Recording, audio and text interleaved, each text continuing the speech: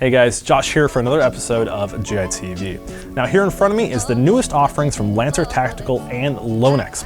They have worked together to create a new gun series, and I gotta say it's got a lot of very interesting features and stuff I think you guys are gonna like right out of the box. So without further ado, let's jump into the brand new ARC series, or Advanced Recon Carbines.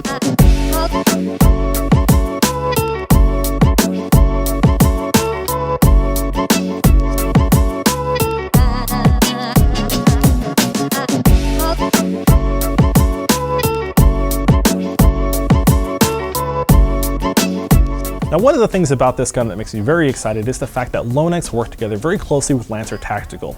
And if you're not familiar with Lonex, they make some very, very great internal parts as well as external parts. The quality control is there, the price point is there.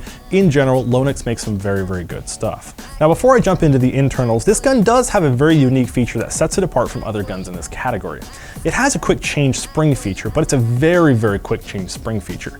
Most of the time with quick change springs, you have to do a bit of work to get to the access point to swap those springs out. With this system, it's built into the buffer tube, as you can see. Simply open up this area, pop in a new spring, and you are good to go. Pair that together with the fact that Lancer Tactical and Lonex work together to fill this gearbox full of Lonex parts with their gear sets, rotary hop-up, Lonex A5 motor. Pair that all together, you're getting a very, very solid version 2 gearbox that's going to give you 400 feet per second with a very crisp trigger response. Now, the outer body for this gun that houses all those great internals has some very, very cool features built into it, but a couple of caveats as well. The outer body is solid metal, and it looks like it's a very forged type of receiver, as in the trigger guard here is not removable. It's just all one piece, and it looks very nice. It's also extremely sturdy. There are a couple of things about this receiver that set it apart from the rest though. It does have QD sockets in the back built into each side of the receiver. Additionally, it is completely ambidextrous, but there's a couple of things about that. It does feature a bolt catch, which I love. I can't stand it when guns don't have a functioning bolt catch. It makes it just so much easier to adjust your hop up. This one does. You gotta play with it a little bit to get it locked into place, but it definitely works. The only thing I will say about this receiver that I'm being a little bit nitpicky on is basically the controls. The paddles that you use for the left and right side stick out very far away from the receiver. It may not be that big of a deal, but for me personally, I feel like this is something that I would definitely snag on my gear. And just overall, they stick out very, very far from the gun. The controls do work, and it is completely ambidextrous, but just a small little thing for me that I don't enjoy. Now, moving on to the full metal rail that we have up here, they went with a key mod option. It looks very, very clean and sleek. It does feature 2 QD sockets on each side.